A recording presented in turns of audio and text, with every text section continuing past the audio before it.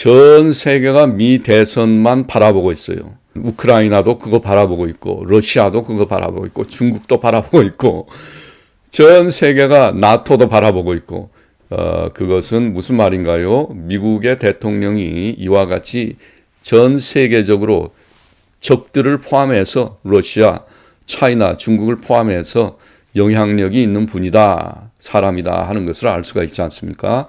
그런데 이번에 보니까는 이제 좀 더 자세히 제가 나누도록 하겠습니다. 왜냐하면 지난주에 제가 일종의 그 예측을 했잖아요. 그래서 트럼프가 압승할 것이다. 제가 그렇게 예측을 했는데 그 예측이 정확하게 맞아 떨어졌습니다. 그러면서 제가 예측할 때 왜 트럼프가 압승하는가 거기에 대한 그 분석을 조금 내놓았잖아요.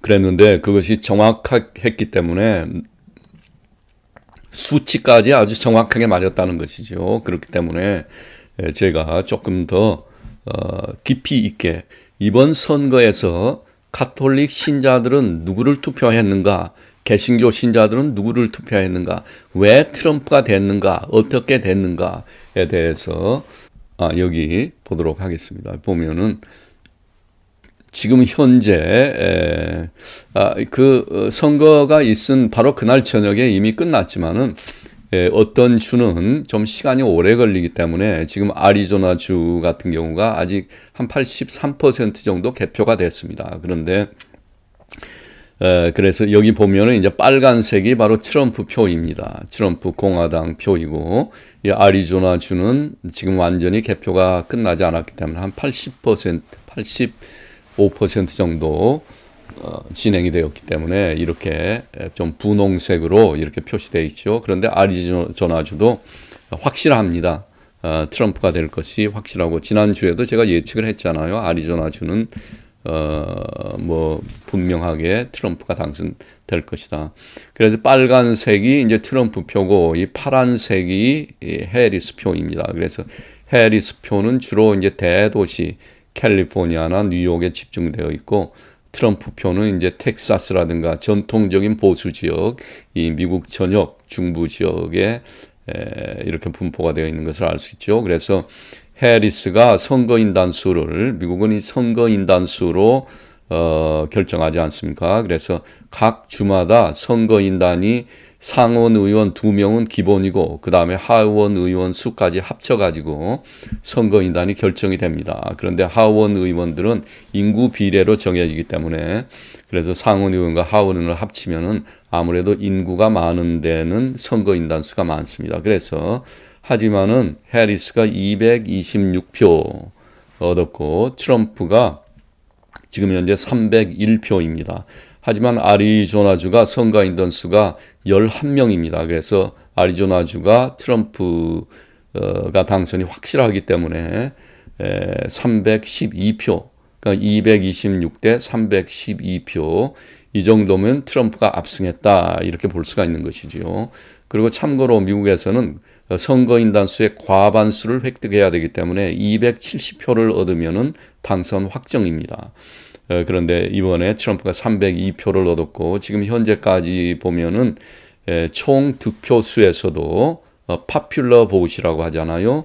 선거인단이 아니고 누가 더 실제로 사람이 누가 더 투표를 많이 했는가, 거기에서도 트럼프가 약 4밀리언 정도, 74밀리언이고 7,400만 표를 얻었고, 해리스가 한 7천만 표, 그래서 한 400만 표를 트럼프가 더 많이 얻었다 하는 것입니다. 이것은 아주 놀라운 것인데요. 트럼프는 선거인단 중심으로 해서 선거운동을 하지 않아요. 해리스도 마찬가지고 선거인단에 의해서 결정이 되기 때문에 2016년에는 힐러리가 트럼프에게 졌습니다. 졌지만은 그때는 사실은 힐러리가 총 득표수에서는 파퓰러 보트에서는 2%가 앞섰습니다. 그런데 이번에는 그 트럼프가 오히려 2.6% 해리스를 이긴 것이죠. 그래서 이제 조금 더 알아보면은 이 미국의 선거는 주로 보면 이 경합주, 7경합주에서 결정이 됩니다. 이 7경합주가 펜실베니아, 노스캐롤라이나, 조지아, 미시간, 위스콘신, 아리조나, 네바다 이 주인데, 펜실베니아가 선거 인단수가 가장 많죠. 19명으로 해서 이렇게 쭉 이 경합주에서 결정이 되는데, 이번 선거에서 대부분의 그 언론들이, 여론조사 기관들이 이렇게 예측을 했습니다. 이 경합주에서 해리스가 앞서고 있다. 압도적으로 앞서고 있다. 그렇기 때문에 이번에 해리스가 무난히 당선될 것이다. 그런 예측을 했다는 것이죠. 여론조사에서. 이 여론조사에 대해서는 지난주에도 제가 잠깐 말씀을 드렸잖아요. 그런데 이번에 선거에서 뚜껑을 열고 보니까는 이 7개 경합주에서 트럼프가 모두 이겼습니다. 그러면 왜 여론조사에서는 해리스가 이긴다고 나오는데 선거 결과는 트럼프가 이겼는가 하는 것이죠. 그것은 바로 이번에 트럼프의 숨은표 때문에 그런 것이죠. 트럼프의 숨은표. 그러니까 예를 들어서 펜실베니아를 예를 들어 보면은, 펜실베니아는 이제 이 예로 뉴욕 타임스에서 여론조사를 해봤더니 펜실베니아는 박빙이다, 동률이다 이렇게 나왔는데 선거 결과를 보니까 트럼프가 2.1% 이겼다. 그러므로 이 2.1% 되는 사람들은 이 여론조사에 참여하지 않은 사람들이다. 이것을 알 수가 있는 것이지요. 그리고 뉴욕타임스를 보게 되면 노스캐롤라이나 해리스 2%, 조지아 해리스 1%, 위스콘신 해리스 2%, 미시간은 동률이고 아리조나는 하나는 트럼프가 이긴다. 네바다주는 해리스가 이긴다. 이렇게 7개 경합주에서 한 주, 아리조나만 제외하고 뉴욕타임즈에서는 동률이거나 동률이 2주에서 일어나고 4주에서 모두 해리스가 이긴다. 이렇게 나와 있는 것이죠. 하지만 이것은 그 결과를 보게 되면 모두 트럼프가 이겼다는 것입니다. 그래서 이것은 숨은표, 트럼프의 숨은표가 각 주마다 이렇게 2%에서 2%, 노스캐롤라이나 5.4%, 무려 5.4%고 조지아 3.2%, 위스콘신 2.9%, 미시간 1.4%, 아리조나 2.4%, 네바다 5.3% 이렇게 트럼프의 숨은 표가 있었다 하는 것입니다.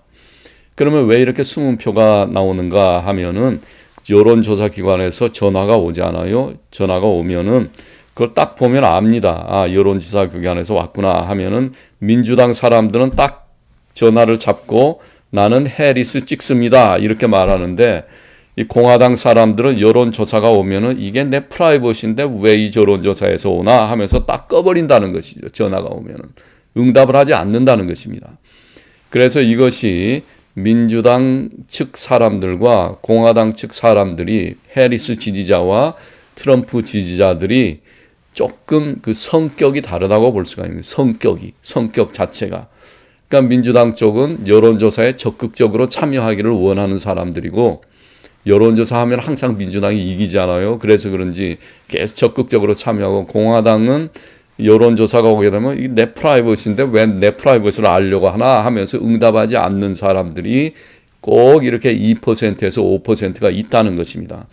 그런데 그 사람들이 이런 사람들은 반드시 투표합니다. 트럼프를 위해서.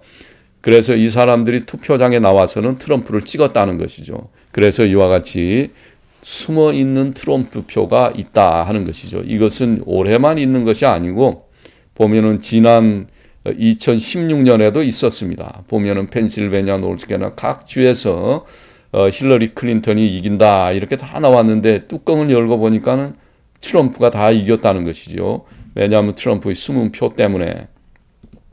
그리고 2020년 바이든과의 이 대결에서도 바이든이 예상치를 이렇게 이제 여론조사에서 발표를 하고 그런데 선거 결과는 여론조사의 예상치보다 훨씬 적게 아주 근소한 차로 바이든이 이겼다는 것입니다. 이거 보세요. 조지아주는 0.2%로 간신히 이겼다. 그 다음에 아리조나주는 바이든이 2.6% 이긴다 했는데 뚜껑을 열고 보니까는 바이든이 0.3%밖에 못 이겼다. 간신히 이겼다 하는 것이죠. 그래서 이것 또한 트럼프의 숨은 표가 이와 같이 많았다. 이게 일관적으로 나타나는 것이에요. 2020년 또 2016년 12년 동안에 걸쳐서 일관되게 이렇게 트럼프의 숨은 표가 있다 하는 것입니다. 바로 이것 때문에 트럼프가 쉽게 이겼다 하는 것이죠. 이와 같은 것은 또한 이런 이유도 있을 수가 있습니다. 좌편향적인 여론조사 기관 때문이다. 이 여론조사를 참여하는 기관들이 주로 보면은 그 좌편향적인 그 여론조사 기관들이 굉장히 액티브하게 그렇게 합니다. 그러니까 한국처럼 그렇게까지 심하지는 않지만은 그래도 미국도 그 좌편향적인 사람들의 그 성품 자체가 그런 것 같아요. 이와 같은 성격을 가지고 있는 사람들은 그냥 좌편향이 된다는 것이에요. 그럴 가능성이 많습니다. 한 예를 들어서 이 좌편향적인 여론조사 기관의 한 예로 아이오와 주에서 이제 선거가 열리기 한 3일 전에 깜짝 여론조사가 나왔습니다. 깜짝 여론조사가 나왔는데 아이오와 주에서 갑자기 이 아이오와 주는 지난 두 대선에서 트럼프가 한 8, 9%로 이겼던 것입니다. 여론조사 해봤더니 해리스가 3% 이기고 있다. 이렇게 깜짝 여론조사가 나왔다는 것이죠. 그래서 이게 웬일인가 하면서 공화당 트럼프 지지하는 사람은 머리를 극적극적 하면서 이렇게 봤는데 선거의 뚜껑을 열고 보니까는 거기서 한 15% 정도를 트럼프가 이겼다는 것이에요. 그래서 이것을 이제 우리는 알 수가 있는 거야. 이와 같은 깜짝 발표는 트럼프 지지자들을 좀 불안하게 하고 그래서 이제 좀 중도에 있던 사람들이 트럼프를 지지하려고 했는데 이렇게 나오면은 이거 트럼프가 지는 건 아니야 하면서 내가 왜 지는 사람을 위해서 투표를 해야 되나 해리스 찍어야 되겠다 그런 사람들이 있을 수가 있잖아요. 그렇기 때문에 이런 그 일종의 조작이다 그렇게밖에 볼 수가 없는 것이죠. 이런 것이 이제 옛날에는 그냥 넘어갔어요. 그냥 선거 끝나면 넘어가지만은 지금은 이제 인터넷 시대가 돼가지고 자료가 다 남아있잖아요. 그렇기 때문에 이 자료를 근거를 해서 보게 되면은 퍼즐이 맞춰집니다. 그래서 이번 대선에서는 트럼프가 이길 것이 확실하다. 그렇게 예측을 했기 때문에 제가 지난주에 트럼프가 압승이다. 이렇게 예측을 했던 것이죠. 그래서 이제 이렇게 옛날에는 사람들을 속이고 할 수가 있지만은 지금은 그와 같은 것이 점점 더 어렵게 되고 있다. 그렇기 때문에 이제 CNN이나 뉴욕타임즈에서는 이번에 막 해리스가 이긴다고 계속 여론조사 결과도 발표하고 했잖아요. 그렇기 때문에 트럼프가 지난 16년에는 CNN을 페이크 뉴스 네트워크라고 했잖아요. 가짜 뉴스 네트워크 그렇게 해서 이제 CNN과 그냥 계속 다툼이 벌어지고 그랬던 것입니다. 그래서 이제 백악관에서 브리핑할 때도 이 좌파 성향의 기자가 좌파적인 질문을 하니까 그냥 내쫓아 버렸잖아요. 나가라고. 그렇게 한 것도 있고. 그래서 그렇게 되게 되면 이제 좌파 성향의 이 언론 매체들은 더 트럼프를 공격하게 되고 그러는 것이죠. 그래서 보게 되면은 이 트럼프가 이번에 7개 스윙 스테이트 모두 이겼습니다. 그래서 모두 이겼다 하는 것이고. 총 득표수는 아까 말씀드린 대로 트럼프가 한 2.4% 정도 앞섰다. 2.6% 정도 앞섰네요.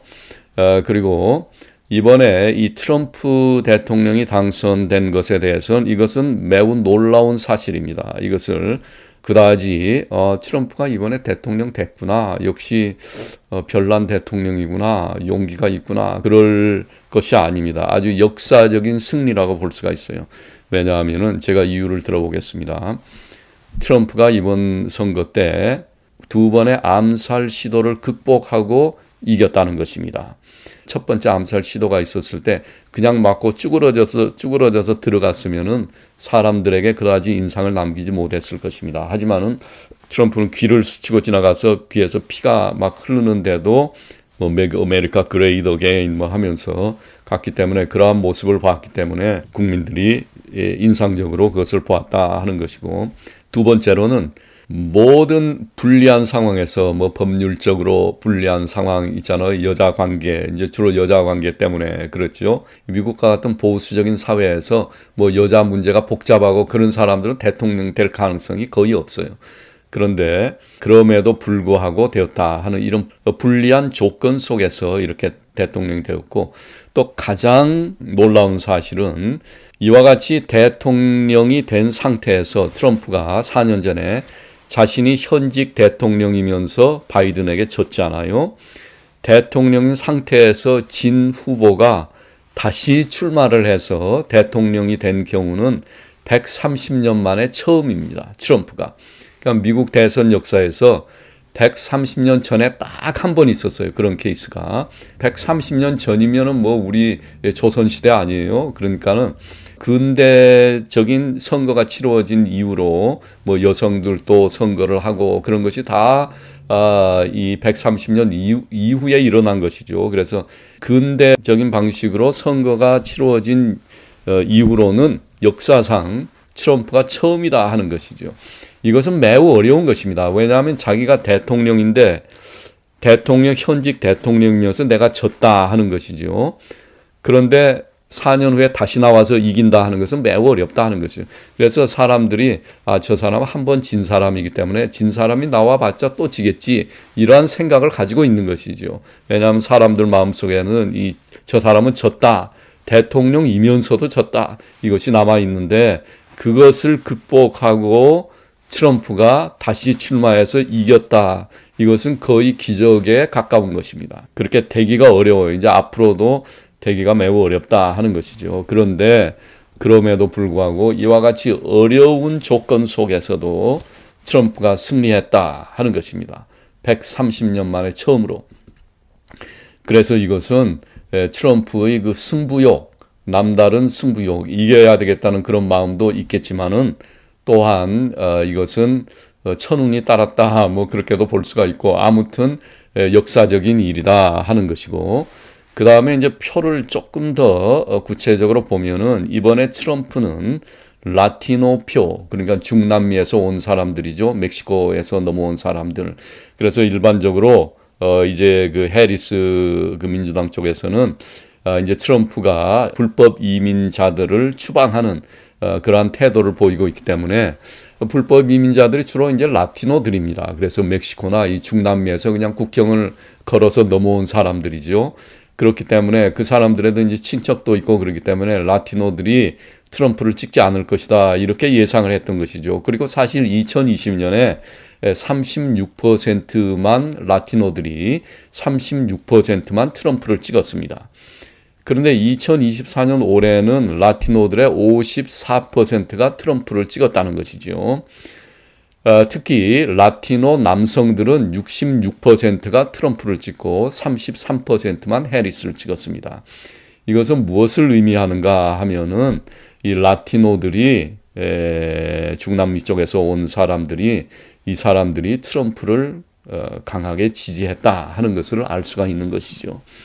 그래서 트럼프가 뭐 불법 이민자 체포하고 그래서 미국에서는 뭐 시끌벅적하고 그렇게 실제로 불법 이민자들과 가장 관련이 있는 라티노들도 트럼프를 지지했다 하는 사실을 알 수가 있는 것이죠. 그래서 이와 같이 4년 만에 2020년에는 36%만 트럼프를 지지했는데 이번에는 거의 20%를 뛰어서 4%가 트럼프를 지지했다. 이것 또한 놀라운 사실이다 하는 점입니다. 어떻게 4년 만에 이 라티노 표를 20%를 더 늘릴 수가 있는가 하는 것이죠. 그 다음에 이제 개신교인들을 보도록 하지요. 개신교인들은 62%가 트럼프를 찍었습니다. 개신교인들은 62%가 트럼프를 지지했다. 오직 38%만 해리스를 지지했다. 개신교인들 중에서도 백인 복음주의적인 백인들은 81%가 트럼프를 지지했습니다. 그렇기 때문에 이 개신교인들이 왜 트럼프를 지지했는가 하면은 이것은 바로 이제 낙태를 막으려는 그러니까 트럼프는 낙태를 금지하는 그런 입장이고 해리스는 낙태를 지지하는 그런 입장입니다.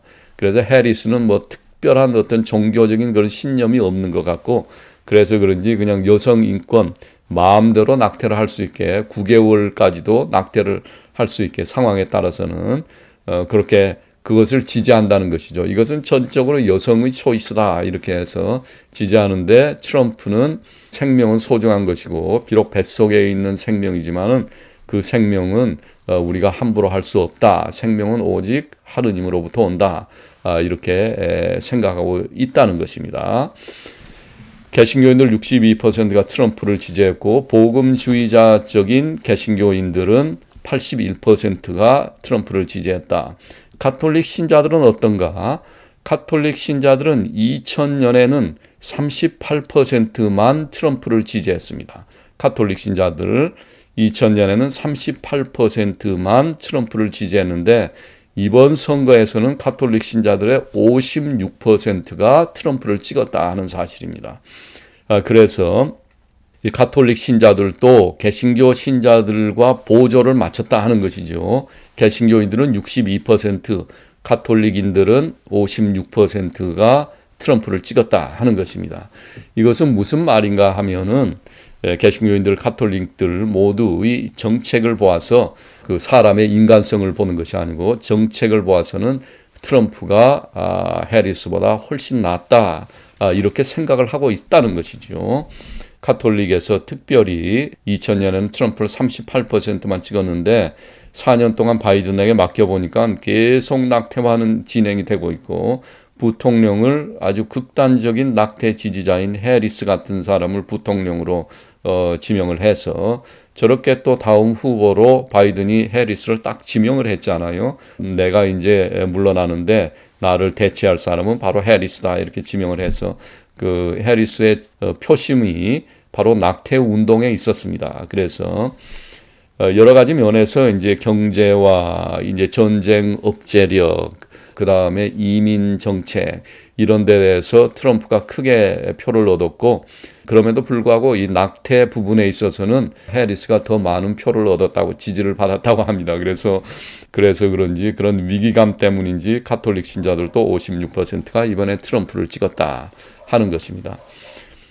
그리고 이제 생각해 보면은 우리가 상식적으로 생각해 보면은 뭐 민주당에서 하는 그 국경을 없애고 교황님도 그렇게 말하잖아요. 그 난민을 받아들이고 그것도 상식적으로 맞지 않는다는 것이죠. 국경을 허물어 놓으면 누구나 다 들어오면 그게 나라가 아니잖아요. 그것은 대한민국도 국경을 허물어 버리면은 중국 사람들이 얼마나 뭐 수천만 명이 몰려올 텐데 그럼 그거 다 받아줍니까? 교황님은 이제 그 원칙적인 그러니까 하느님이 사람을 창조할 때 국경을 이렇게 선으로 그어놓고 너네들은 여기서만 살아라. 당신들은 저기서만 살아라. 이렇게 하지 않았잖아요. 그래서 원론적인 것을 말씀하는 것이고 집을 잃고 어려움을 당하는 난민들에게 우리는 따뜻하게 대해야 된다. 그것을 말하는 것이 그것이 이제 정치화되어서 교황님도 난민을 받아들이라고 했습니다. 우리 국경에 담을 쌓으면 안 됩니다. 이렇게 진보적으로 발전하는 것은 그건 위험한 생각이다. 상식적으로 맞지 않는다는 것이죠. 그래서 이제 여러 가지 면에 대해서 알아보았고 그러면 이제 어떻게 대처할 것인가 생각해야 되잖아요. 근데 트럼프가 이런 말을 했어요. 지난 4년 동안 그 대통령으로서 지난번이죠. 경험을 했는데 그때 자신이 느낀 점이 있었다는 것입니다. 자신이 느낀 점은 사람을 그 강요들이죠. 사람을 배치하는 것이 매우 중요하다는 것을 자신이 깨달았다는 것이에요. 그래서 이번에는 경험을 되살려서 아주 이제는 이제 4년밖에 남아있지 않습니다. 트럼프가. 그렇기 때문에 이제는 아주 필요한 사람을 정확하게 선별을 해서 그 사람들을 적재적소에 배치를 해서 자기가 이제 위대한 미국을 건설하겠다. 이렇게 얘기를 하는 것을 제가 들었습니다. 그래서 그런 생각을 지금 하고 있다 하는 것이고 여러 가지 변화가 있을 것으로 생각이 됩니다.